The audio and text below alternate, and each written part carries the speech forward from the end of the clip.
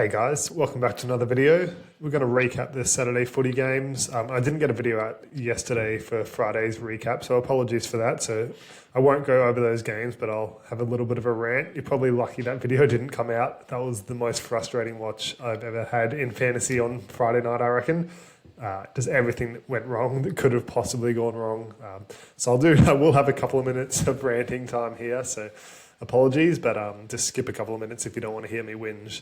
Starting off with Jerome Hughes, who got 86. So awesome game from him. He was in my plans. I had a video out prior to Team List Tuesday saying he was coming in, but then Lawson was named, so I didn't need to do that in the end. So yeah, unlucky, missed out on 86 points there, but it's all good because no one picked him up, thankfully. Then Munster was on 31 at halftime. I did end up reversing Munster to Jaden Campbell, just because I kind of fucked up putting Sharp at fullback. And then if Jaden Campbell got injured or something, I would be screwed. Like I would have to play a man down this week. So yeah, ended up reversing it. Thought that was going to torch me. It didn't, thankfully. Jaden Campbell wasn't bad in real life, but only pulled up 38 today. So managed to avoid that one. Munster was on 31 at halftime, which was awesome without any attacking stats.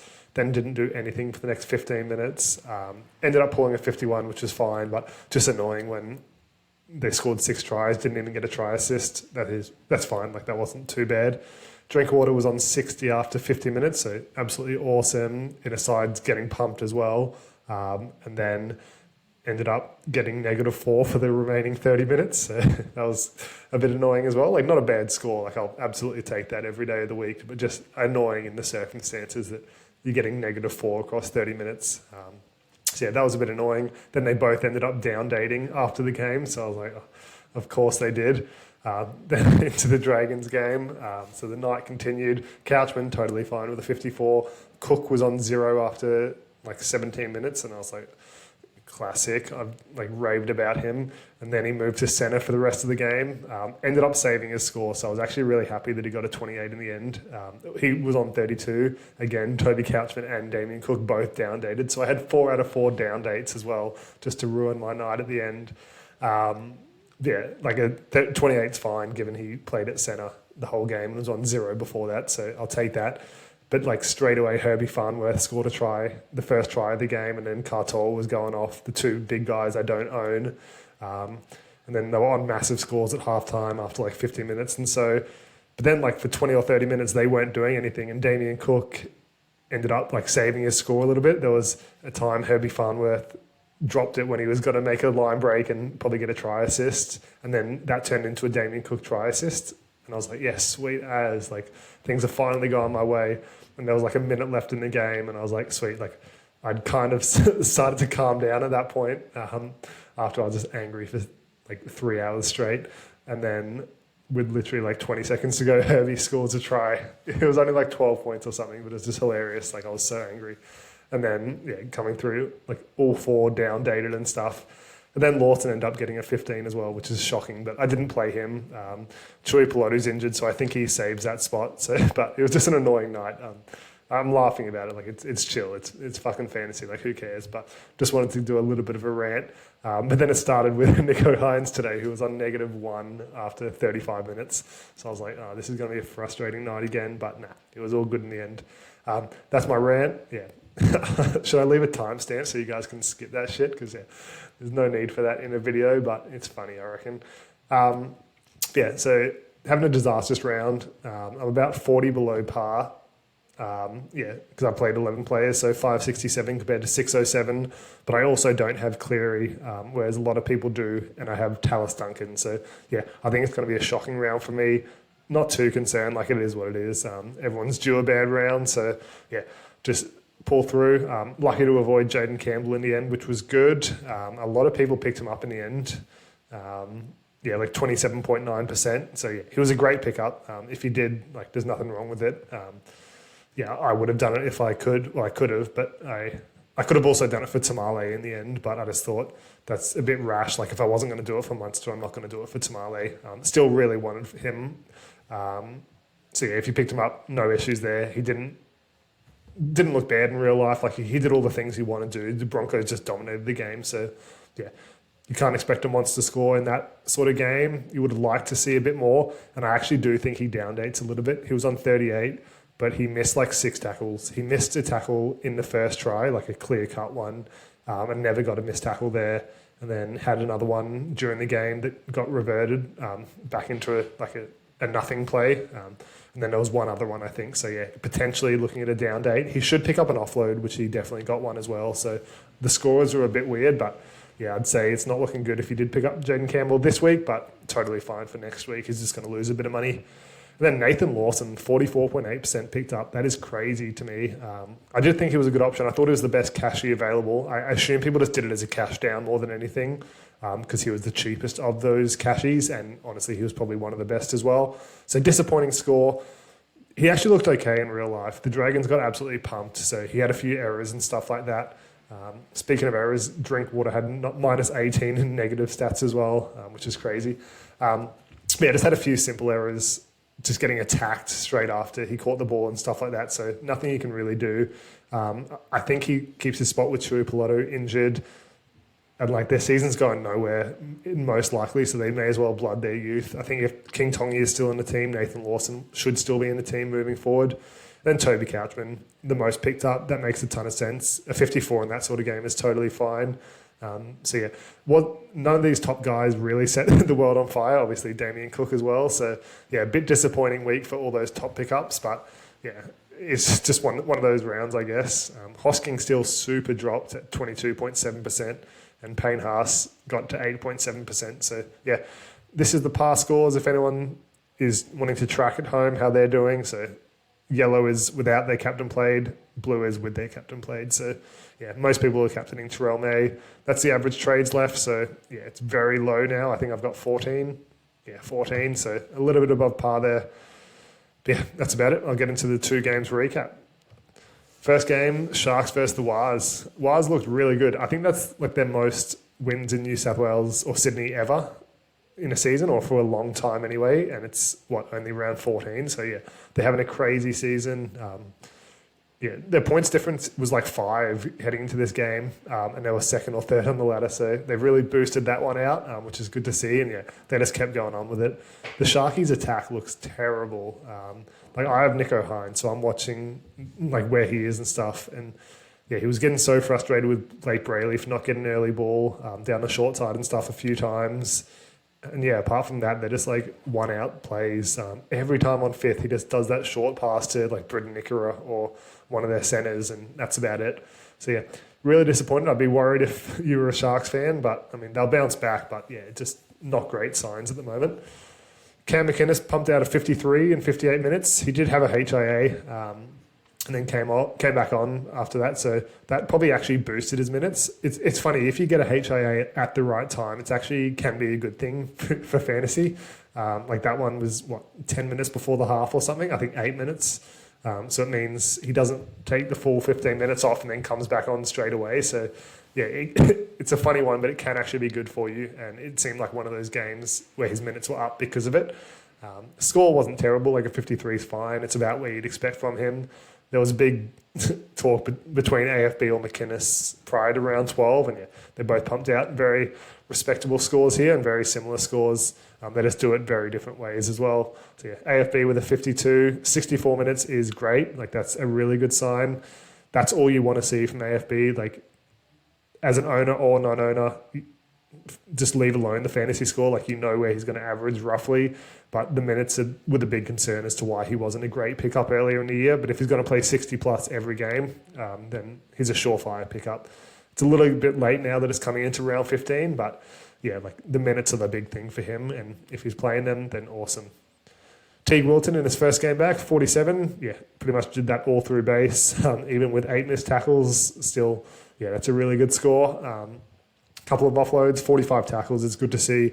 And just when guys come back from injury, you just want to see them make it through a game. So, yeah, really good for that. Britton Nikora with a 40. So, yeah, pretty classic score from him this year. I don't know, like, is he ever going to go back to a 50 guy? He probably needs the Sharks to do better and add a few tries to his repertoire, which he hasn't done so in a couple of weeks. So, yeah, I don't know. Like, I wouldn't be doing it. They only play round 15. He is getting to a really juicy price, but yeah, he doesn't look the same as he used to. The tackle count was slightly up in this one, but even still, like 35 tackles is about where he averaged last year, and this was when they lost by 30. So, yeah, I just don't think that's coming back, which is the main thing we need to see. And so, yeah, I wouldn't be doing it personally. Who else is even fantasy relevant on this team? Kaolero, again, scored a try. He scored a try in every single game this year. I think that's 9 from 9, which is a NRL record, which is just crazy for a centre, not even a winger. But yeah, he did pick up a pretty bad injury by the sounds of it. Can't remember off the top of my head what it was. Shoulder, I think it was his shoulder.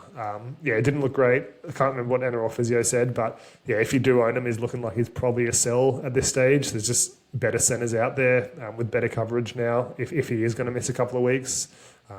So yeah, not good. Hopefully he's all good in real life, but yeah, it didn't look great. Nicho Hynes, yeah, super disappointing with the 25. I talked about him not being an option to pick up despite owning him. The kick meters that are so concerning. Like, he does get a lot of ball in general play, but a lot of that doesn't lead to many fantasy points. Like, it's just one out passing or short kicks, but he doesn't do any bulk kick meters. His tackle count isn't massive. Like, it's decent for a half, but yeah, like he struggles to get the base. And if he's going to pick up a few errors or negative fantasy points throughout the game, and he's not going to pick up those mad attacking stats, he is going to have these sort of games in him, whereas someone like an Isaiah Katoa, his base is a lot stronger with those kick meters, and same as like Jamie Humphries earlier in the year. Like, if they had that solid base, you know their floor is a little bit higher, whereas like your Nicho Hynes, Fletcher Sharps, that's why I talk about not liking non-kicking halves. And yeah, the goal kicking certainly helps if they're scoring tries, unlike tonight, but yeah, like it is tough.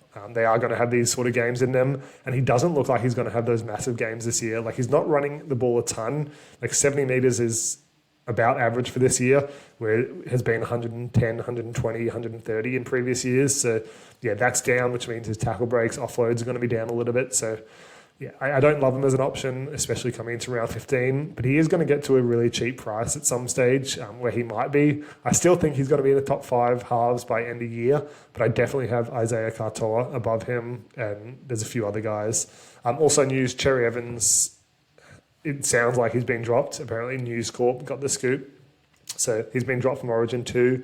I'm certainly interested in picking him up next week. Coming off a low score as well helps. He's going to be like 30k cheaper or something. And yeah, he could easily be in the top 5 halves, plays round 15 and 18. So that was part of my reason why I didn't pick up Campbell this week, alongside fucking up and putting Sharp in fullback. But there's going to be so many decent buy coverage halves next week, like Cherry Evans now, who was always a chance of missing Origin, Jamie Humphries, Cody Walker, probably a couple others I'm missing, Matt Burden potentially, but we'll see. Galvin is playing this week, so we'll see what that lineup looks like. But yeah, there's so many guys, so many halves that do play round 15 and 18 that are super well priced. And Jerome Hughes, if you want someone for 18 as well, he's still a pickup. So yeah, I don't think Campbell's any less valuable. He's still the number 1 fullback by end of year and probably the second best half. So yeah, he's super valuable still, but there is going to be a plethora of halves available. And I will probably pick up Cherry Evans after this week, especially with him missing Origin. Like, he's probably got a horse on his back and will want to perform well for club level in his last year for Manly. So I don't think he's the sort of guy that would switch off from club level knowing he's out the door. I don't know if it's been confirmed he's going to the Roosters, but he's obviously certainly not going to be at Manly. But yeah, he seems like the guy who would want to have a strong last year. Like, I know he obviously backflipped on the Titans and stuff like that, but yeah, he seems like he has a strong character overall. So yeah, getting him in because he has a strong character, that's how you play fantasy, right? Moving on to the Wars side. So yeah, really good game from them. They looked awesome. They look legit this year. I don't know if they'll make much noise in the finals. I hope so. Like, it'll be good for footy, I reckon. But yeah, they're shot at the minor premiership for sure. And yeah, like, they're winning close games. Now they're blowing out a good team at home, like at Shark Park. So yeah, like, it's good signs all around. They can win in multiple ways now. So yeah, I'd be super happy if you're a Warriors fan. Chanel leading away with 2 tries, 2 try assists. So yeah, Luke Metcalf sort of took a step back in this one. Obviously, he still scored well in fantasy, but yeah, it was like both halves contributing a ton in this one as opposed to Luke Metcalf dominating everything. So yeah, everyone ate in this game, it seemed like. So 70 for him, 68 for Chance, 63 for Metcalf. So yeah, the spine went super well. I think Metcalf is potentially a hold all year at this stage. Like, obviously he doesn't play round 15 and 18, but like that kick meter base is so strong. He's getting that many every week or so, which is like Jamie Humphries-esque from the start of the year. Got kicks, goals. He's super attacking. So yeah, he's looking like he could be a hold. If I had him personally, I don't know what I'd do. Like, it is tough missing round 15 and 18 when you know there's decent options out there, but yeah, like I wouldn't want to trade him at this stage, like when he's doing this every week. Halasima, back to 80 minutes on the edge, which is really good to see. Would have been nice for his owners if he did that, like coming into round 12 and for round 12 and stuff like that, but it's coming at the wrong time, unfortunately. But he looks like a weapon in real life. He's getting better and better every week. So yeah, really nice score if you do own him. I can't imagine he's too well owned at this stage. He probably would have been sold after round 12 and not playing 80 and stuff, but yeah, like 3% now. It's crazy.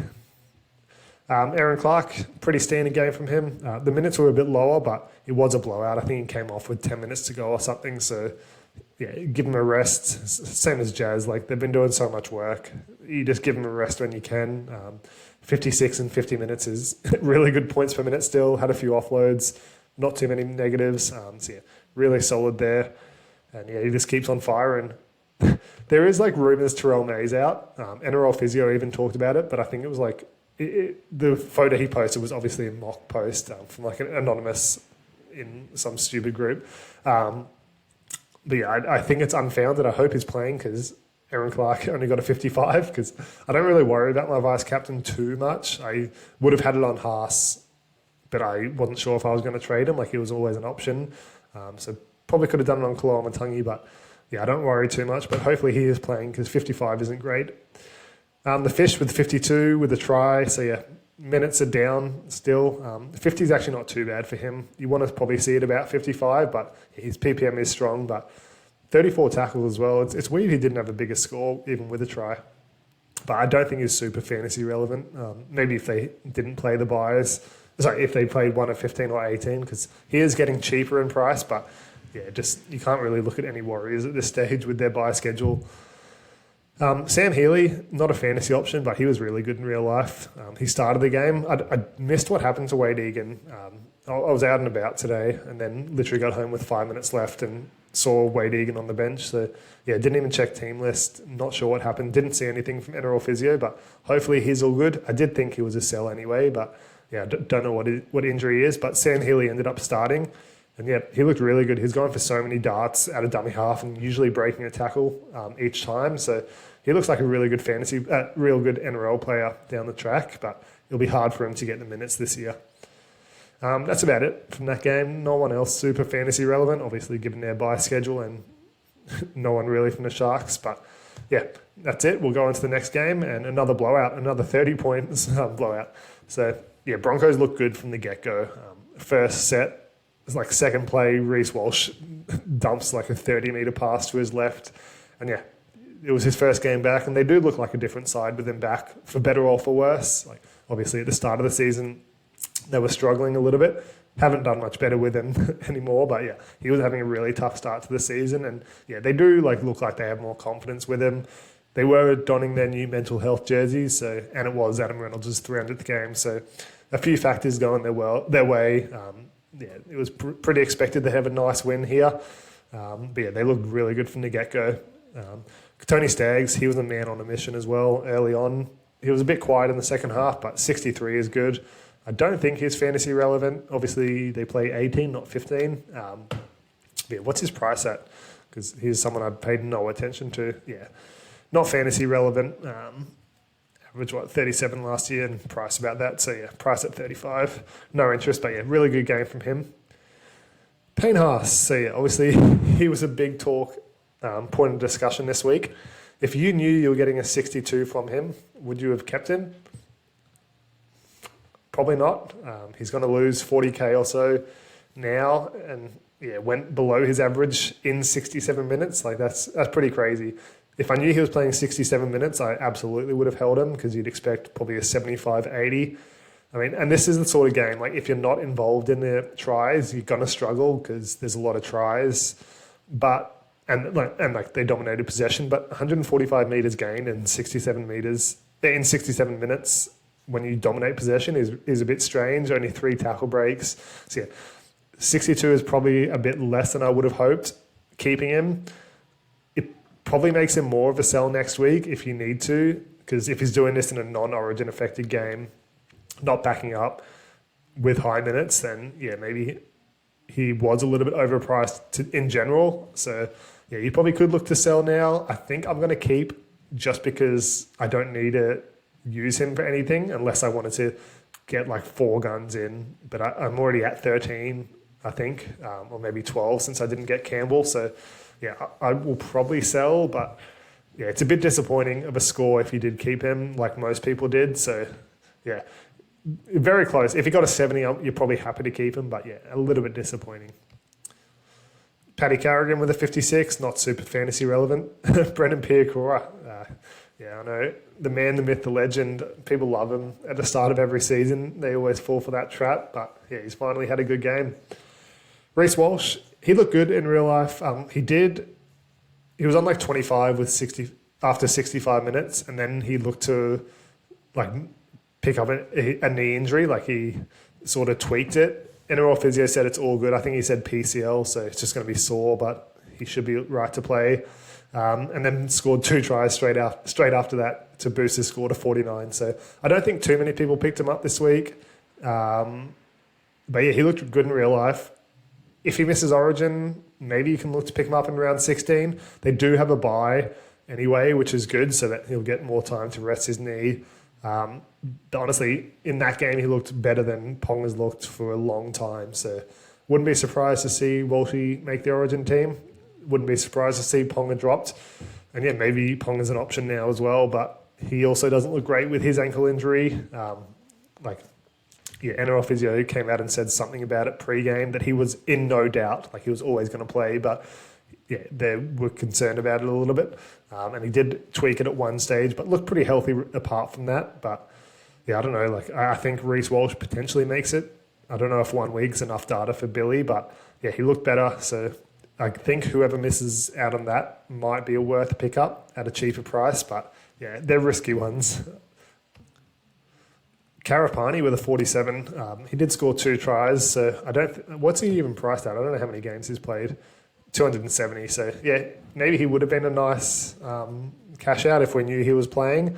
But yeah, obviously you couldn't do it when he was a late in. But he actually had decent stats, but with no tries as well. That's actually not too bad.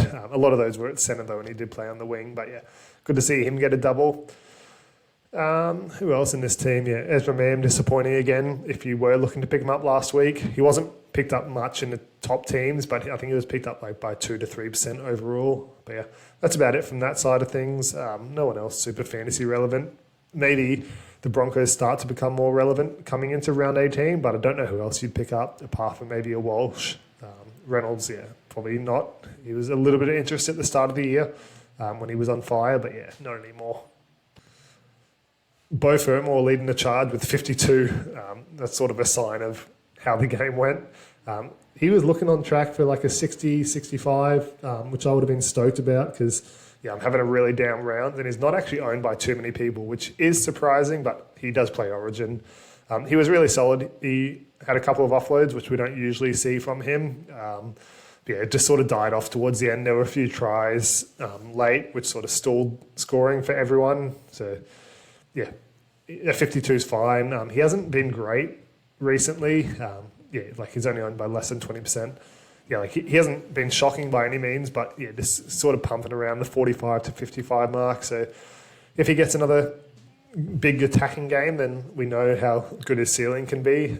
But yeah, I think he probably does play Origin now, probably starts, because he did look good in that game in a losing side. I don't know, I've said it a couple of times, he either starts or doesn't make the team for me. So hopefully he doesn't make the team selfishly, but he deserves a spot. Like he's having a great year. He adds a lot of value.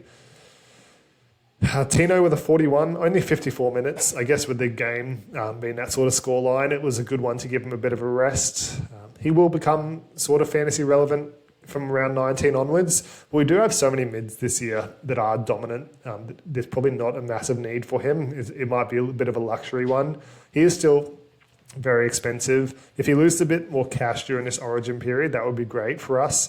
You've got Yo, Tarpany, Haas, May, Couchman all above him, and potentially someone else I'm forgetting, Aaron Clark even above him, but you want to play him at hooker by the end of the season. But if he does get to that 700k-ish mark, he's going to lose about 20k this week.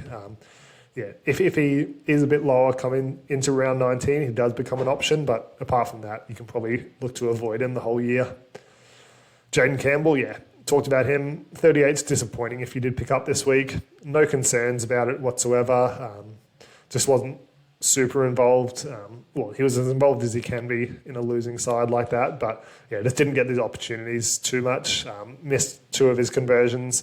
I do think he down dates. He should get an offload and then probably pick up 2 missed tackles. So I think he probably ends up on about 36. So this is one of those weeks. A few of the star guys have gone down and the popular pickups. He made it through another game healthy. You want him in round 15, so he'll lose a bit of money, but you'd still rather have him than not. AJ Brimson with a 36. Again, that sort of game, you're probably lucky to pick up a 36. Chris Randall played 80. Did he? There's no way he played 80. I'm just going to quickly check this. One sec. Apparently he did play 80. I swear I saw a graphic saying he came off after like 25 minutes, but I wasn't paying too much attention to him. 80 minutes.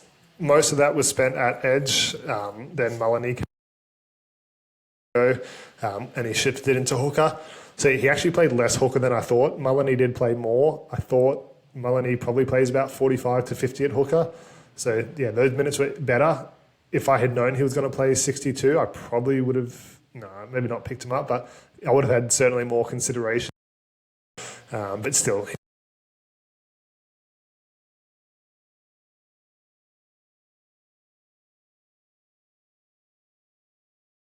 62 minutes, he is going to provide a bit of value in round 15 and potentially round 16 when Barrels is still out.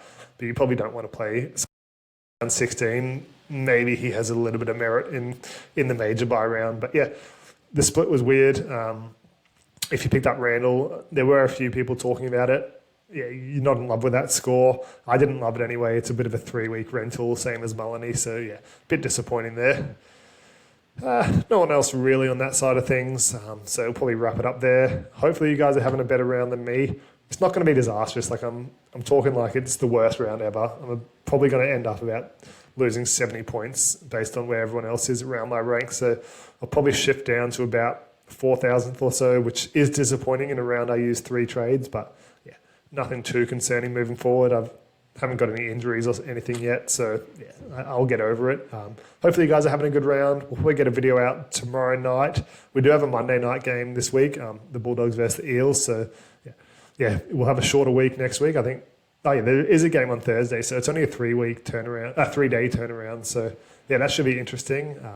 We'll have a lot of stuff to talk about, but enjoy the rest of the round, guys, and enjoy your weekend. See you next time. Bye.